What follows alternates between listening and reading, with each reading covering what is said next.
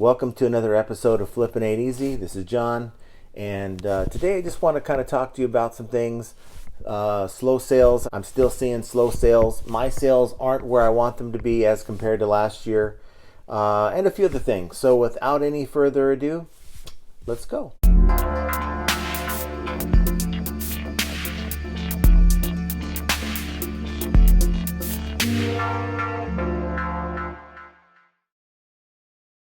So how are your sales doing? Like I said, my sales are sort of just average for this time of year. For instance, I have about 20 sales from Friday afternoon until Sunday night. So today being Monday, I'm doing the residual shipping. The other 20 items were shipped last night. So I can tell you based on activity that I was looking at last year and some of my records, I was selling, between the middle part of October to the middle part of December. Typical weekend was 30 to 40 items. So I'd say about half of my volume. But then again, I'm selling different stuff, and we have a different world now than we had last year. I was selling a lot of video gaming items and things of that nature. Right now, I'm selling a lot of need items, which is sort of perfect. A lot of health and beauty, and I'm focusing on that. I do have some want items, but those items are either not moving or they're very slow moving. I'm probably selling about 75% need items versus want items in my store. And looking at the boards, there's people that are still saying that their sales are slow, and I guess I'm not really complaining about my 20 because it could be worse, and I'm sure some of you who are experiencing that right now looking for answers. And the only thing I can think of is, look at some of my previous videos. Maybe that'll give you some ideas. But really what's working for me is just keeping my summary page clean. If it says that it wants recommended item specifics, I'm going through each listing and making sure that I put at least NA if I don't have an answer to what they're asking me for, and I'm keeping my summary page clean. If I get a new watcher, it'll put that information in my summary that I can send an offer to watchers. So I'll go through that about once or twice a day and send an offer to watchers. And I'm not giving anything more than a 10% discount on that offer, unless it's something that really has been sitting in my store for a while, and maybe I'll consider a 20-25% discount just to move the item. But I noticed that whenever I do that, I send offers to watchers, I get a lot of sales within about 2 to 3 hours afterwards. And I just think that it's part of the algorithm. If you play eBay's game and do what they ask you to in the summary page in your seller hub, that you will notice maybe a little increase in sales. But again, it just boils down to what you have for sale. It boils down to the price. I mean, eBay can put your item on their home page. eBay can do all kinds of things to promote your item. But if your price isn't in line with what the customer wants to pay, if your item isn't in demand, then good luck. It doesn't matter where you sell that item. So please do me a favor, post your experiences down below. Are your sales at all picking up as we get into Q4, or are they pretty much the same as they have been over the last couple months? It's the economy, I can tell you that. We talked about this on a previous video, that the economy is what's holding a lot of people back. It's either pay their bills, their rent, or buy this item that they want. It boils down to that. And so most people are going to side with paying the rent and the bills. There are some people that still splurge, even though they have bills that they have to pay.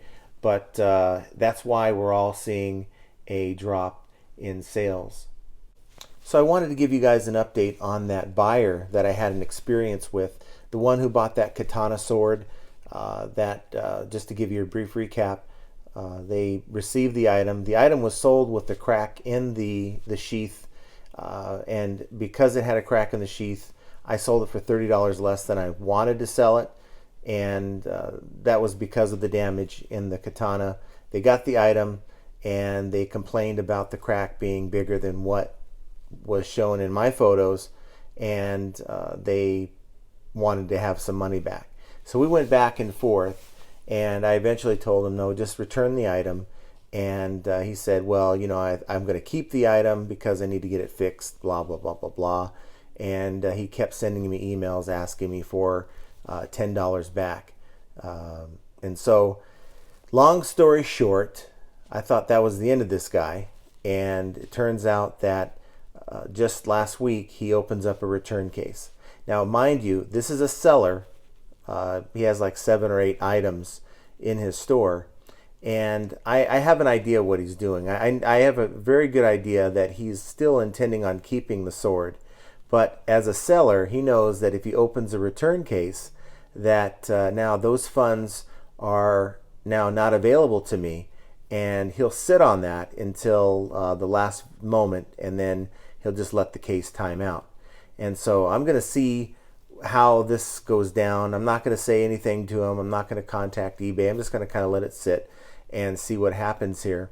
And he has until the 27th to return the item. And what that means really, he has until about the first few days in December, because eBay is going to tack on another 5 business days to allow that item to arrive to me, in case he decides to send it back, which I highly doubt based on what he was saying. There's no way he's finding a sword like that for $50.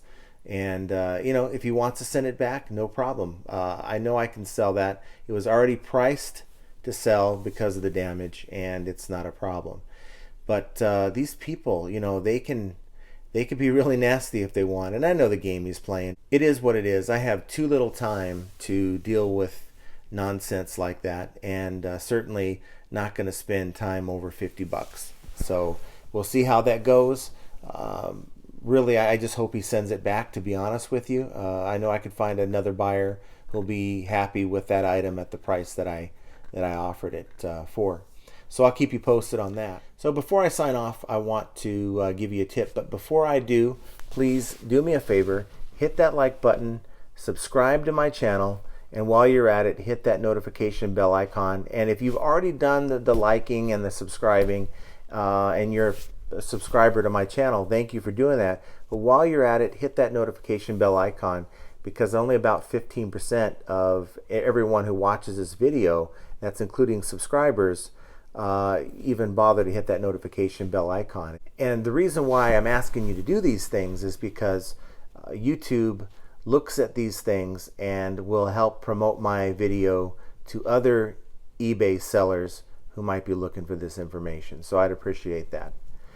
So what I've seen and I've observed through other eBay sellers and from people that I know is that they will go through, and when they're listing an item, they will put in the required dimensions, the length, the width, and the height, along with the exact measurement of their item. And when that item sells, what happens is they just plug those numbers in, and you're opening yourself up to possible higher shipping charges when you do that. And the reason is this: if you have, let's say, a box, and unless you're actually packaging everything up as if you were going to ship it right then and there when you make the listing, if you add packing materials to that box, to the inside of the box, so things don't rattle around, you're adding weight to that package. And if you don't reweigh the package once it sells when you're shipping the item, then that could be a problem.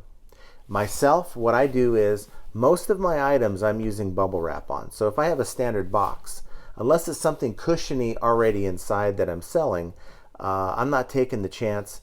I usually put a layer of bubble wrap on that box, and then I polybag up the box or item if that item doesn't have a box. If the item is a little bit more fragile than normal, I'll use 2 to 3 layers of bubble wrap because I want that pillowy effect before I go in and polybag it. And I have different size polybags that I use, but what this does is it creates a larger package than what I may have originally measured, and it creates a package that is now a little bit heavier. What I've noticed is by adding packing material inside and outside of the box, and including the poly bag, it usually adds about 2, maybe 3 ounces to the actual weight of my item once I ship it. So what I do is when I'm creating my listing, I will adjust my length, width, and height by 1 inch higher than what I actually measure it as. And on my weight, I'll add 2 ounces to my weight when I'm listing the item, because I know I'm going to be using those shipping supplies. And of course, I go back in and I remeasure and I reweigh once it's packaged up, so that I can make the adjustments as necessary. And the reason why I do it that way, frankly, is, but just from experience, I know how much larger my packages are going to be usually and how much more they're going to weigh. And if I somehow skip or forget that last step, and maybe I'm in a hurry, I know that I'm going to be covered, and I know that it's not going to cause a problem. And in the previous video I was telling you about, I've been receiving a 20-cent surcharge on FedEx second day and FedEx home, not FedEx ground. And I think that's something with FedEx. Maybe it's a surcharge, they're not communicating to us, but again, I'm not going to freak out over that. I'm not really talking about that 20-cent fee. I'm talking about for those who are finding that they're being billed for a much higher rate than what eBay has advertised. And it very well may be that you've gone over their threshold, and from what I understand, if they measure that item or they weigh that item and your dimensions and weight aren't right, then they will not only bill you for the difference, but they're going to bill you for the retail, not the eBay rate. And that's something that you have to consider. So with FedEx, you have to be really careful. So with that, guys, I'm going to sign out. But this is the time of year you have to keep listing, keep doing what you can with your account. Look at other listings to see why some of your slower performing items aren't selling, and just keep plugging away, because guys, flipping ain't easy. We'll see you here in a couple days.